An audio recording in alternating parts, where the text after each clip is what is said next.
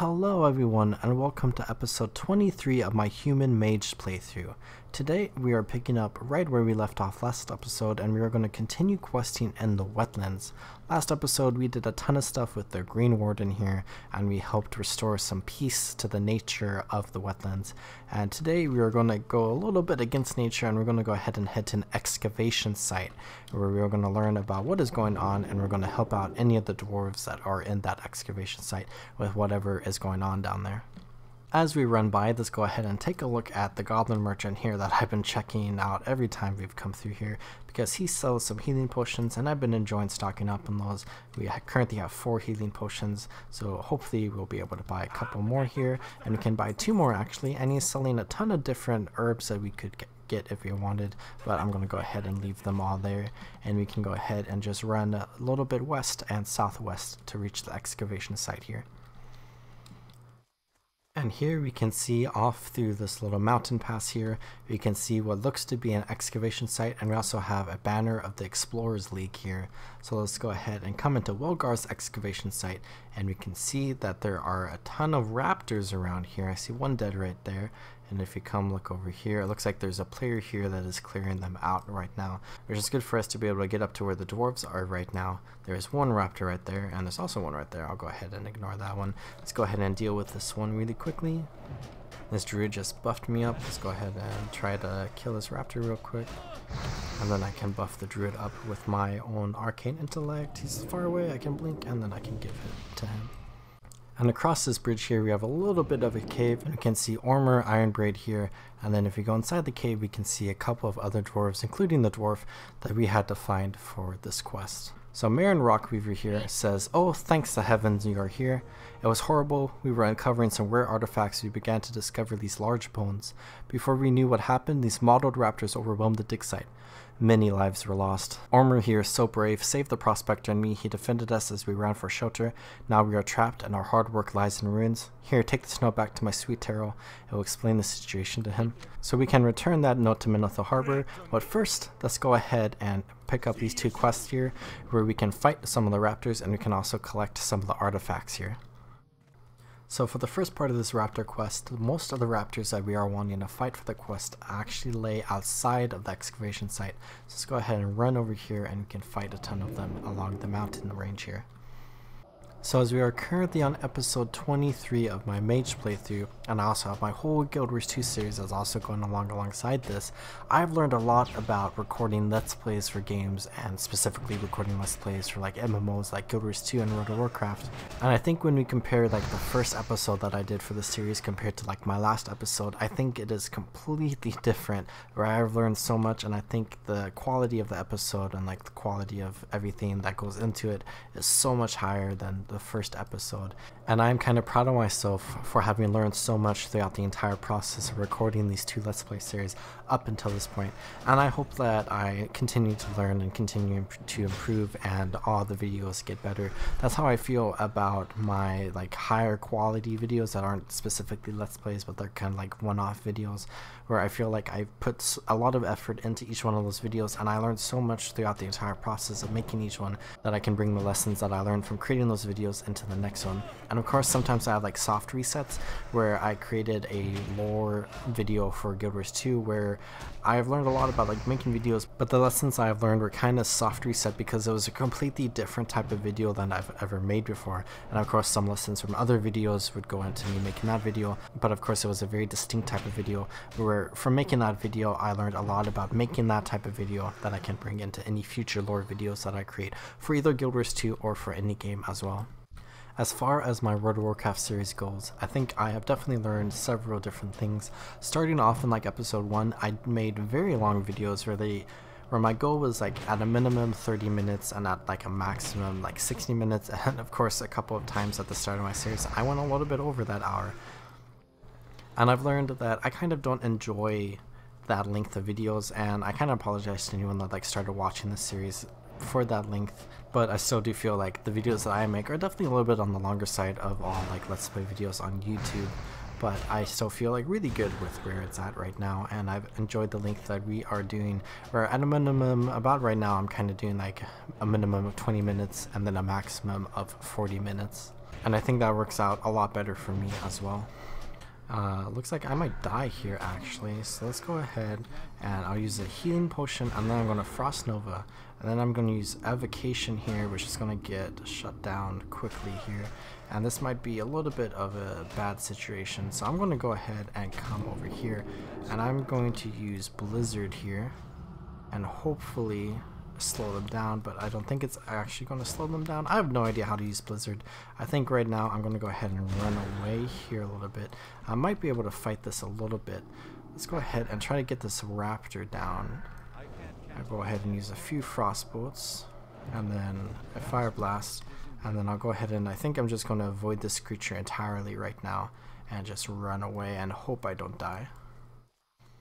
Okay, it looks like I'm fine. I'm gonna go ahead and run this direction, and I'll go ahead and heal real quickly, and then I can get my loot from the raptors here. So I think I need to go into improved Blizzard if I want to use Blizzard for any amount of effectiveness, where it will add a chill effect to the Blizzard spell, which lowers the target's movement speed by 30%, and I imagine that goes a little bit higher as we put in more improved Blizzard. So if we're wanting to kind of kite any of these monsters around, we're going to definitely want to go into that.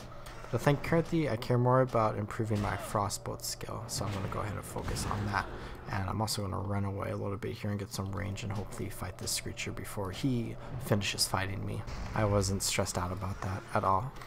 But I am super proud of my most recent video for my Mage playthrough, last video, because I was able to fit a ton of content into like a very short amount of time and still make it feel like I gave the entire experience of that content. And that's going to be something that I'm trying to do with all my videos here on out. I'm going to put a lot of stuff into a short amount of time because I want to get a lot of stuff done with my different World of Warcraft Let's Plays. But I don't want the videos to be too exceptionally long so people are still interested in the videos. So last episode I practiced compressing a ton of content into a short video, but still making it seem like you experienced like the whole length of the content that I played. And I think I did a really good job with that, and I'm excited to continue doing that going forward. And hopefully if I made any mistakes in the last video, if people give me feedback about it, I will be able to learn and grow from that and be able to make my next videos even better. And I believe this is the last raptor that we have to fight for this quest, and then we can head back towards the excavation site and begin working on our next one. Let us go ahead and turn in this quest, which will allow us to pick up the next one, where we'll be continuing to fight some raptors.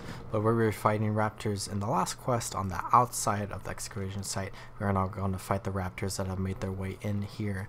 And we are also going to look for some of the artifacts in the excavation site as well to bring back up here. These next two quests here are probably going to be a little bit challenging because I think the raptors are kind of around level 27 and 28, so I might actually leave the site if I feel like I'm not able to successfully complete the quest. But I'm going to go ahead and give it a try, but we can come back later when we're like level 27ish. We're almost about to be level 26, so leveling up might help us a little bit if we're able to stick through it a little bit here. But let's go ahead and we'll just slowly hunt all of the raptors in here, and I'll also keep an eye out for any of the artifacts. So here we have a modeled Scytheclaw, level 26, so basically our level. It looks like that one over there is level 25, which is our level. So if you level up, it will be even higher than the level of raptors some of these raptors are. I think as long as I take this slow and I only fight one raptor at a time, maybe two, but definitely no more than two, I'll be able to clear all these raptors. And I'll probably have to heal a bunch in between fights, but I don't think it'll be the worst thing ever. Here we have one of the relics that we can go ahead and collect, the Molder Fragment. And over there I see we have another one as well that might be different. Oh, we got an Ados fragment from that. Let's go ahead and come over here and see what this one is. There's also a raptor right there that's level 27, should be fine. Let's go ahead and deal with this really quickly, and then I can get this relic. Let's see what this one is. Maybe it's a Molder fragment, maybe it's a different one. And it is a Molder fragment. That's cool. We are collecting these different fragments because they are part of a tablet called the Goaz Stone, which reads about a text that says Divine Plan and Doomed Prophecy. So it's very interesting, and we can go ahead and try to figure out what exactly that means. And here I see some loose soil, so we can go ahead and collect the third fragment that looks like it's the Neru fragment. And then we can fight more raptors all around here.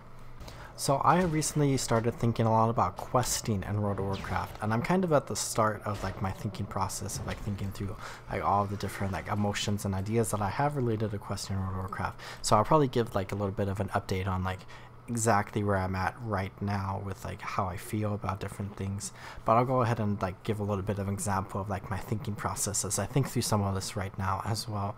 But anyways, I've been kind of thinking about how questing in World of Warcraft is different between classic TBC and Wrath of Lich King, and of course it's also completely different compared to like retail World of Warcraft, as well as like each expansion within retail's history.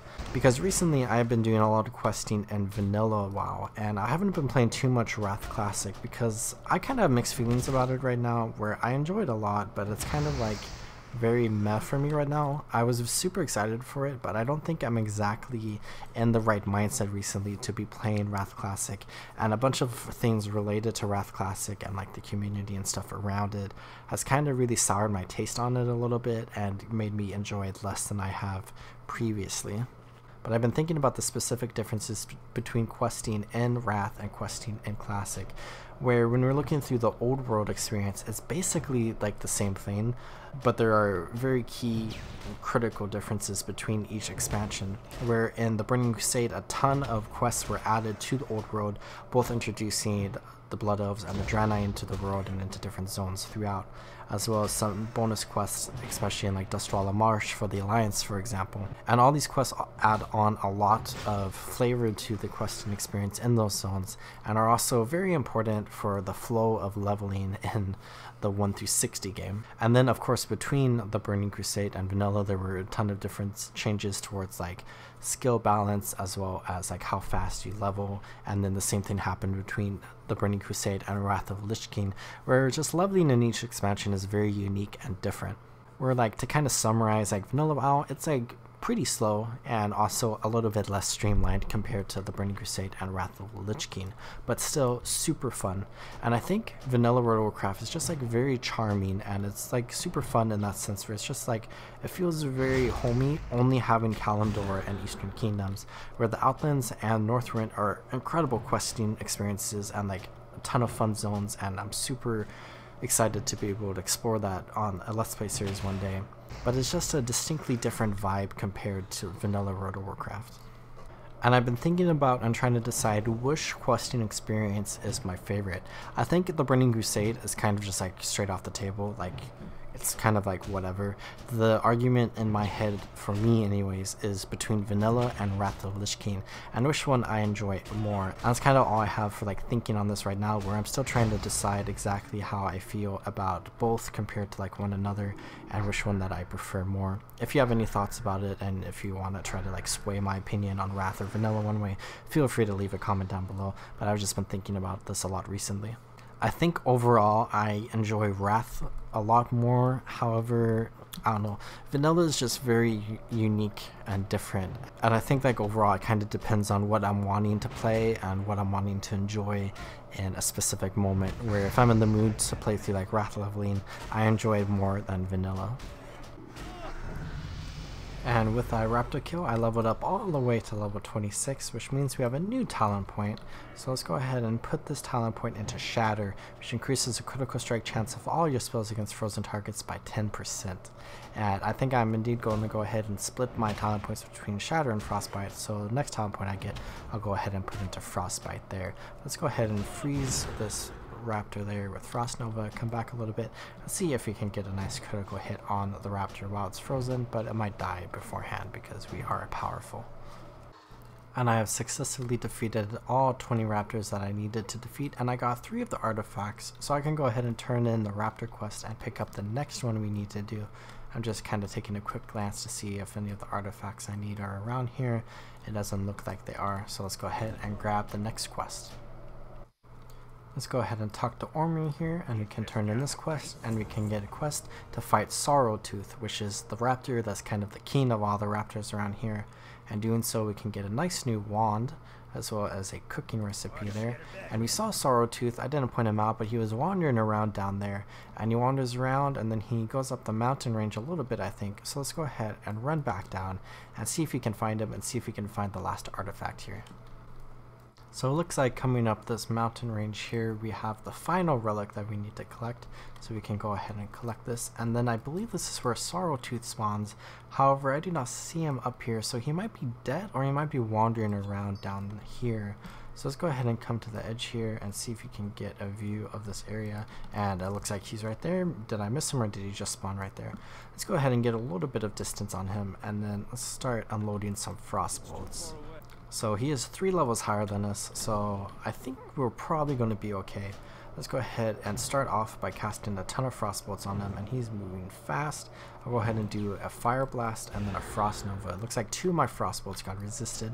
I'll go ahead and run away here, and let's go ahead and continue casting frost bolts. They keep getting resisted, which is not a good thing.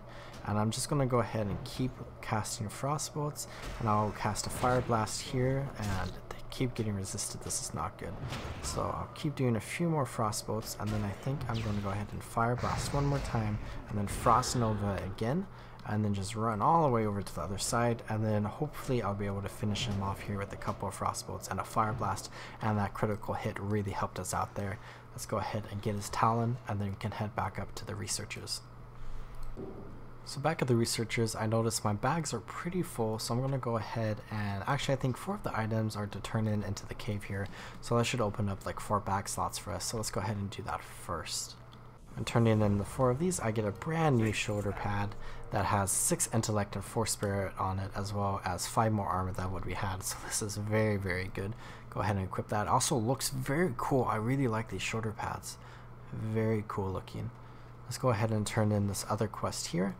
We can go ahead and get our excavation rod here, and we can equip this in our wand slot. So we got 2 very nice upgrades here, especially these shoulder pads. I don't know why, I just like these a lot. I'm gonna keep looking at these for a while. But on that note, let's go ahead and run back to Minotha Harbor, and we can turn in this quest we have here. And then looking at the quests we currently have in our quest log, as well as the ones available for us in other zones as well, the Wetlands, I think I'm going to go ahead and do just a couple more quests in the Wetlands, and then we're going to go ahead and head back to another zone. Specifically, I think I'm going to head back to Red Ridge Mountains in the next episode. But really quickly, I'm going to go ahead and delete Apprentice's duties here, because I think I'm going to come back and I'll do this quest at a later time. But I want to pick up a different quest really quickly and just go through that quest chain very quickly. But first, to Minotha Harbor to report about the fate of the excavation team. Back at Minotha Harbor, I can go ahead and turn this quest in here, and then I'm going to go ahead and head over to a merchant real quick so I can clear out my inventory. And then let's go ahead and pick up this quest here, where we are going to go fight some murlocs. So something that I haven't done in a long time now in this series that I kind of enjoy doing and I feel in the mood for doing right now is a little bit of a kill montage. So let's go ahead and enjoy fighting some of these murlocs.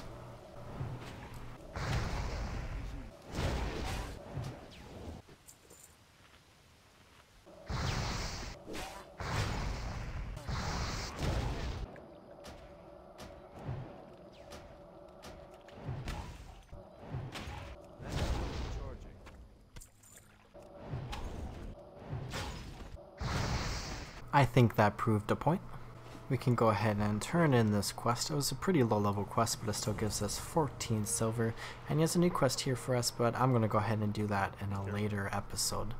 We can go ahead and sell our items really quickly for the last time this episode, because I'm going to go ahead and call this episode good here. I hope y'all enjoyed playing through this episode alongside me. I very much enjoyed playing through the quests that we did in this episode, and I hope y'all are taking good care of yourselves. Remember, drink some water, check your posture, and subscribe. And I'll see you next time in the world of Azeroth. Goodbye.